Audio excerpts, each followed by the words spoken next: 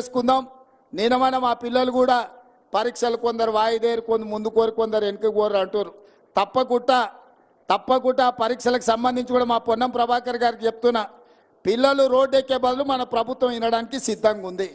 ఏందని ఉంటే పోయి మంత్రులను కలుగురు, మీ సాధక బాధకాలు ఉంటే ఇను చెప్పురి. తప్పకుండా ఇని మీ సమస్యల్ని పరిష్కరించే బాధ్యత మాది. ఆడ మా అక్కలు మా చెల్లెళ్ళేందో మా పెద్దక్కలు అందరూ కూడా నిలబడేదో చెప్తారు.